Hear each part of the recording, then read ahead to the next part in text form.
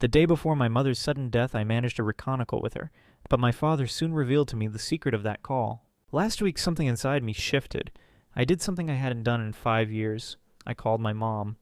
Her birthday was coming up, and for days I had wrestled with the idea of picking up the phone. It wasn't like me to give in to those thoughts. Our last conversation had ended in a fight so explosive it left behind scars I didn't think would ever heal. I told myself every year that she didn't deserve a call, that the silence was her punishment for the things she said, and how little she seemed to care about fixing things. But this year, something was different. Maybe it was the way her birthday crept closer and closer, filling me with a weird, nagging anxiety. Maybe it was the guilt of knowing time doesn't stand still for anyone. Whatever it was, I couldn't push it away. When I finally dialed her number, I wasn't sure what to expect. Maybe she wouldn't pick up. Maybe she'd hang up. Part of me hoped she'd be the one to break down, to apologize, to take the first step that I'd stubbornly refused to take all these years. But when she answered, her voice caught me off guard. It cracked with emotion, and then she laughed. A soft, nervous laugh that sounded like a blend of relief and disbelief. It wasn't the defensive tone I remembered. There was no edge to it, no sharpness. We talked. For an hour it felt like the weight of the past didn't matter. She told me about her garden, how she'd finally grown tomatoes without the neighborhood squirrels stealing them. She rambled about her neighbors and the stray cat she'd been feeding for months, which had apparently moved into her house like it owned the place. And I listened. I laughed so hard at one point that I had to stop to wipe away tears. I couldn't remember the last time I'd laughed like that. It wasn't forced, and it wasn't held back by anger. It felt real, like peeling back years of bitterness and finding something warm and familiar underneath. When we hung up, I sat there staring at my phone for a long time. I didn't know what to make of it. For the first time in years, I felt hopeful. Like maybe things could be okay. Maybe we could rebuild something good, something that had been buried under years of resentment. The next morning, my phone buzzed again, and I saw my dad's name on the screen. I smiled, thinking maybe he'd heard about the call. Maybe she told him about how we'd laughed and reconnected, but the tone of his voice when he spoke stopped me cold. It was tight, trembling, the kind of voice you use when you're barely holding yourself together. "Jacob?" he said, his words faltering. Mom passed away in her sleep last night. The silence that followed was unbearable. My mind refused to process the words. Passed away? Last night? Just hours after we talked? I sank into the nearest chair, feeling the world tilt beneath me. She was gone. Just like that. The call that had filled me with so much hope suddenly felt like a cruel joke. But at least we'd talked, right? At least we'd reconnected before it was too late? Or so I thought. The days after the funeral passed in a blur of condolences and formalities. Every time someone said, "She's in a better place," or "I'm so sorry for your loss," I'd nod, but the words barely registered. What stuck with me, what played on a loop in my mind, was the call we had shared just hours before she was gone. One night, unable to sleep, I scrolled through my phone. Her name was still in my call history, sitting there like a timestamp on my grief. It felt surreal. That one call had been the first in 5 years, and unknowingly, the last. It was then that I remembered something. The voicemail I'd left her before she picked up. I hadn't thought much about it at the time, but now it felt important, like maybe it would help me hold on to her a little longer. I played it back, bracing myself to hear my own awkward words. My voice wavered as I stumbled through a belated apology, wishing her a happy birthday and hoping she'd call me back. It was strange, hearing myself from a day that already felt like a lifetime ago. Then came her voice. It started soft, almost hesitant. She said my name, and her tone was warm, but something about it didn't feel right. There was a lightness to it, a slight shift in pitch that didn't quite fit the mom I remembered. Her laugh at the end, a soft, nervous sound, was familiar, but not in the way I had expected. I played it again, and again. Each time unease grew in my chest. Something about her voice wasn't quite hers. It was close, but it wasn't exact. The thought lingered, gnawing at me. It didn't make sense. Maybe I was overthinking it, but no matter how much I tried to convince myself, the feeling wouldn't go away. I could still hear the slight wrongness, like a melody played just slightly out of tune. By morning, the question had become unbearable. I needed answers, even if they wouldn't change anything. When I called my dad, I tried to keep the conversation light, asking him casually if Mom had seemed different the last time he spoke to her. His hesitation was immediate, a pause that stretched longer than it should have. When he finally responded, his voice was heavy, filled with something I couldn't quite place. Guilt, maybe, or sadness. He didn't answer my question directly. Instead, he suggested we talk in person. Something about the way he said it made my stomach twist.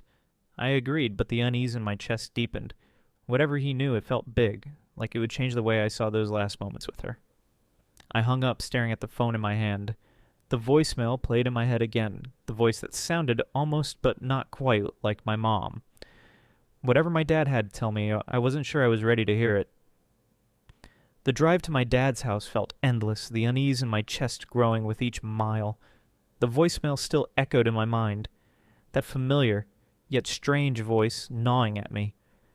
By the time I parked, my hands were shaking and a heavy knot of dread had settled in my stomach. When I stepped inside, my dad was already waiting for me. He looked older somehow, his shoulders slumped and his face lined with exhaustion. The living room, once warm and familiar, felt oppressive under the weight of unspoken words. He gestured for me to sit, his movements slow, deliberate.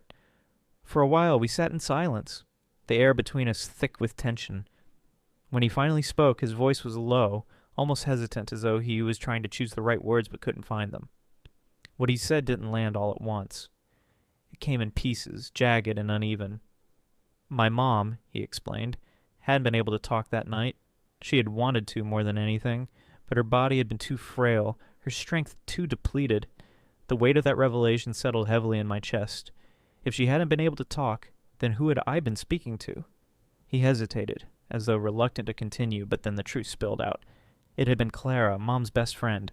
Mom had asked her to take the call, to speak in her place. Clara had sat by her side saying the words Mom couldn't manage, mimicking her voice, her mannerisms, all under Mom's guidance. It was Clara's voice I had heard. Clara's laugh that had felt just slightly off. The room seemed to shrink as I tried to process it. My mom had wanted me to believe she was still herself, still okay, even as her body failed her. The call had been carefully orchestrated, a gift to leave me with a sense of normalcy. The layers of the deception pressed heavily on me. It wasn't just the voice on the phone that felt unfamiliar now. It was the entire moment. The laughs, the stories, the comfort I had felt. All of it had been a construction, created out of love but rooted in a lie. My dad handed me an envelope then, its edges worn as if it had been handled many times before. He explained that Mom had written it for me, knowing this moment would come. The envelope felt impossibly heavy in my hands. It was her handwriting, her thoughts, her final words meant just for me. And my heart ached as I stared at it, unsure if I could bring myself to open it. The truth had been laid bare, yet it left me more conflicted than ever. My mom had already given me one last gift, but at what cost? The envelope sat on the table before me, its edges worn, but its contents still a mystery. I hadn't opened it yet, too overwhelmed by everything my dad had just told me. It felt like a fragile tether to her, the last piece of her I'd ever have. I wasn't ready to cut that thread. Not yet. Hours passed as I sat there, the envelope still untouched. My dad stayed close by, though he didn't say much.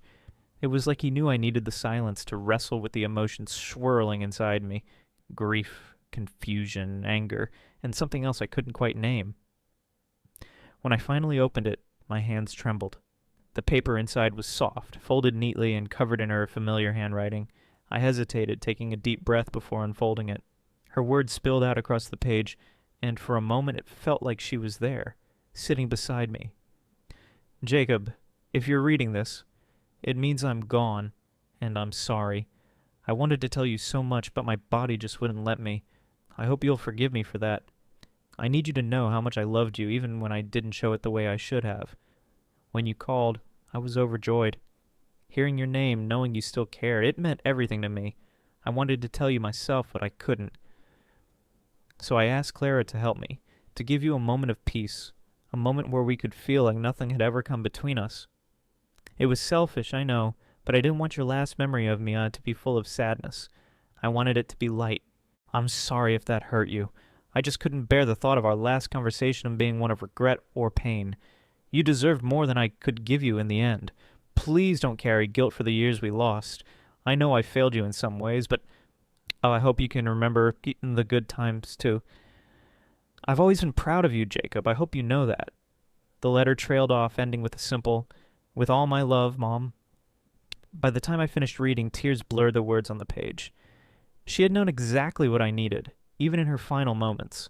She'd wanted to shield me from the pain of her decline, to give me closure in a way that felt whole, even if it wasn't entirely real. It was hard to describe how I felt. There was grief, of course, but also something like gratitude. She had given me a gift. A flawed, messy, complicated gift. But a gift nonetheless. I folded the letter carefully and placed it back in the envelope, clutching it tightly in my hands. For the first time since she passed, I felt a strange kind of peace. Clara had been her voice when she couldn't use her own. My mom had just wanted me to have that final connection, no matter what it took. In her own way, she'd succeeded. But as I sat there, the weight of it all settled in. I'd never hear her real voice again, never hear her laugh, never get the chance to say everything I wanted to say. It was a hard truth to accept, but in her final words she had left me a glimmer of a light to hold on to, and for that I was grateful. In the days after reading the letter, I couldn't stop thinking about Clara. I understood why my mom had asked her to step in, but the thought of someone else pretending to be her still unsettled me. I needed to hear Clara's side, so I reached out and we met at a small coffee shop. Clara looked nervous, her hands wrapped around her mug. She spoke first, her voice soft and trembling. She told me how my mom had begged her to take the call, terrified I'd never call again if I knew how sick she was. "She wanted you to feel like everything was normal," Clara explained. "She tried to take the call herself, Jacob, but she couldn't. She wanted you to remember her as she was, not as she'd become." She described sitting at my mom's bedside that night, reading notes my mom had written, details about her garden, her cat, even a joke to make me laugh. Clara's voice cracked as she admitted how much it had hurt her to pretend, but she did it because my mom wanted it so desperately. I sat quietly, her words settling into me. What she'd done hadn't been out of malice, but out of love. My mom's love for me, expressed in a way I hadn't expected, and Clara's love for my mom, carrying out her wishes even though it pained her. As I stood to leave, Clara reached out, her voice firm despite the tears in her eyes. "She loved you so much, Jacob. Don't ever doubt that." On the drive home, her words stayed with me. My mom's choices had been complicated, even messy, but her love for me had been constant. Through Clara, I finally understood just how far that love had reached. After my conversation with Clara, something shifted in me. I still felt the weight of grief pressing down, but the anger and confusion that had lingered started to fade. Understanding my mom's intentions, however unconventional, brought a strange kind of peace. I spent more time with my dad in the following days. Together we sifted through old photo albums, finding memories that felt both distant and vivid. There were pictures of birthdays, family vacations, and moments I'd forgotten. A snapshot of my mom holding me as a baby, her face lit up with joy. Another of us planting flowers in the garden, my hands covered in dirt as she laughed beside me. Through those memories, I began to piece together the parts of her I hadn't fully appreciated. My mom wasn't perfect, none of us are, but she had loved fiercely in her own way. The call, the letter, even Clara's role were her final acts of love. One day, while sorting through a box of her belongings, I found a small journal. The entries were sparse, but every few pages there was a note about me. "Jacob called today. It made my week." Or Jacob sent a picture of his trip. "He looks so happy. I'm so proud." Tears filled my eyes as I read her words. She had always been watching, always cared, even when I distanced myself. In the weeks that followed, I started to feel lighter. I kept her letter tucked safely away, but no longer felt the need to carry it everywhere. I even listened to the voicemail on one last time, hearing the laughter that it wasn't quite hers, but still carried the warmth of her love. Letting go didn't mean forgetting. It meant holding on to the parts of her that mattered most. The memories, the lessons, and the love she had always given, even when I couldn't see it. Life moved forward, as it always does. But now, there was a quiet understanding within me. My mom had left behind more than just memories. She had shown me the lengths she would go to for me, even in her final days. And that love, imperfect as it was, would stay with me forever.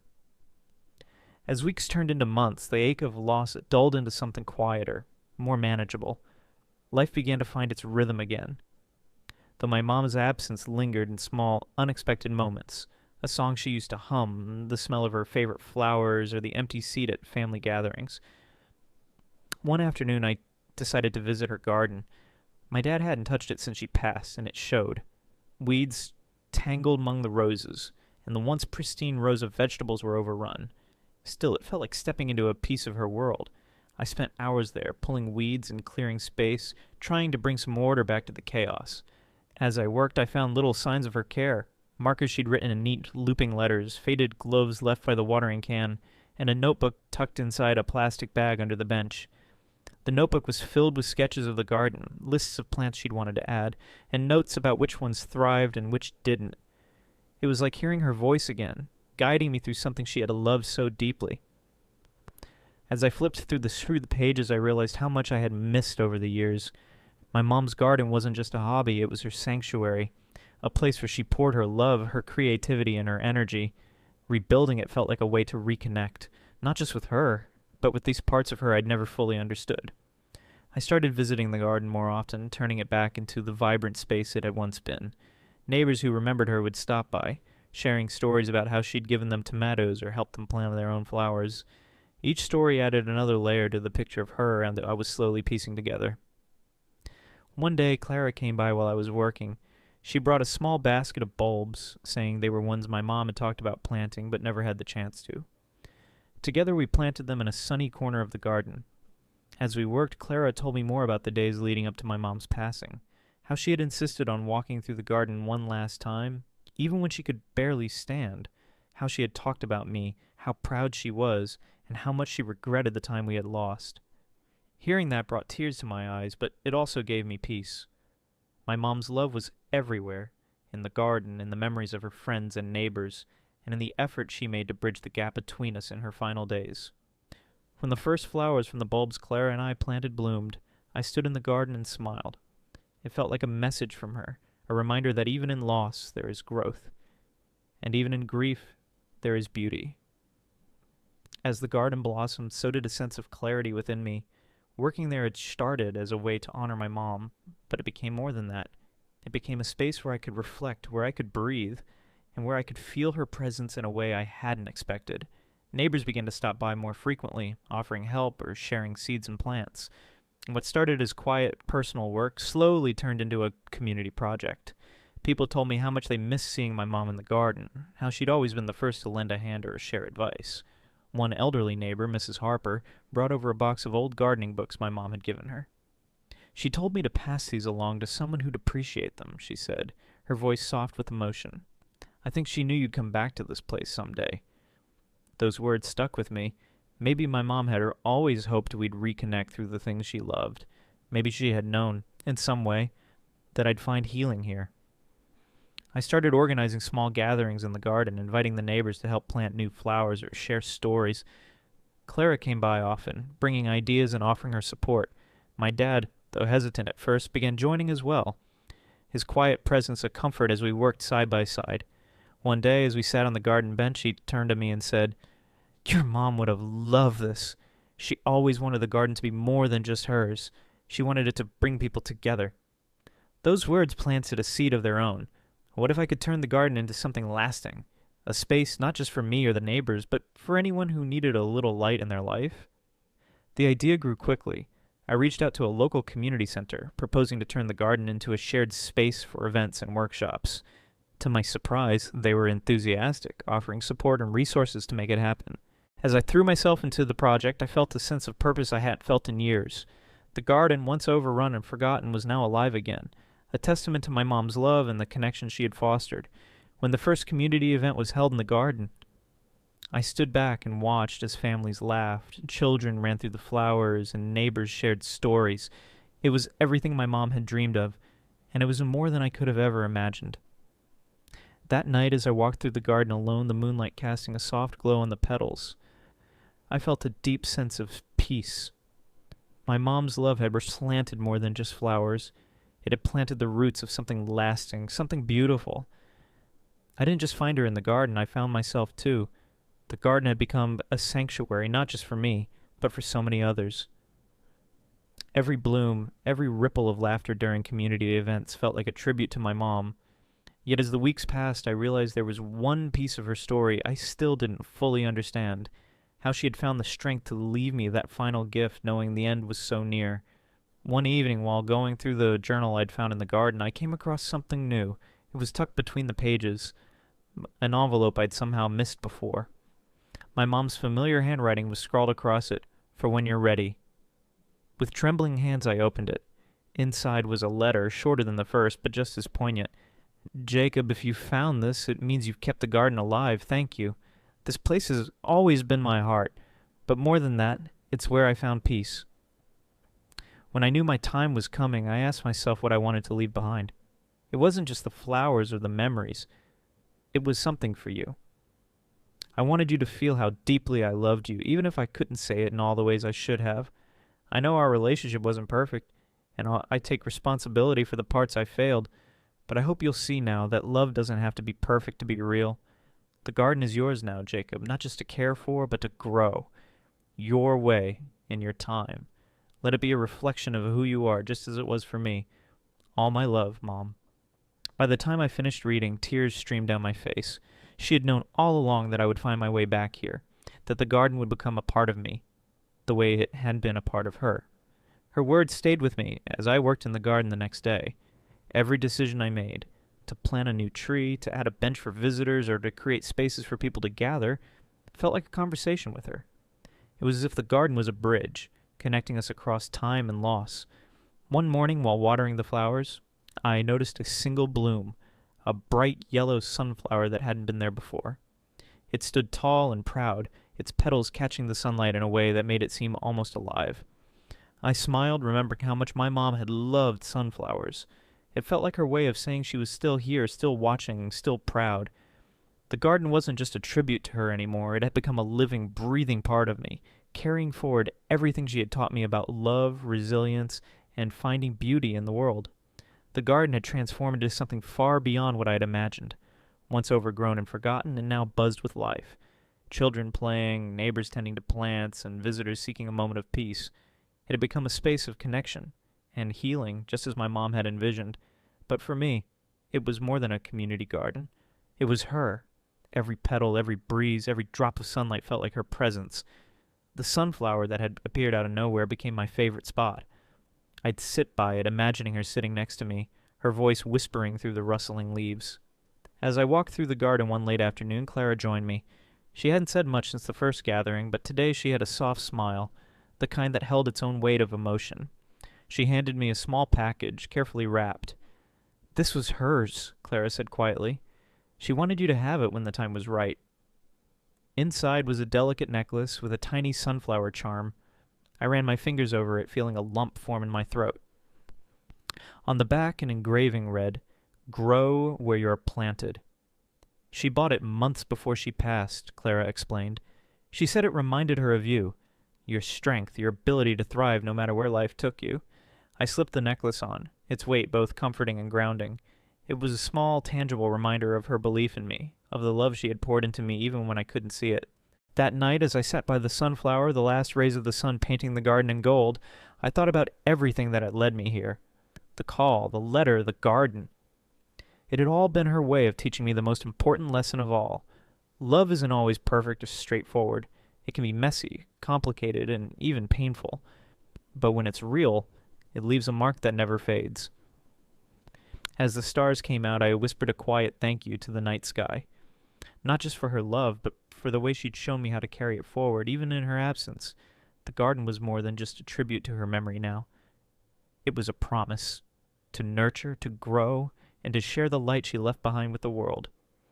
And as the sunflowers swayed gently in the night breeze, I felt her there, in every corner of the garden, her love woven into the very soil beneath my feet.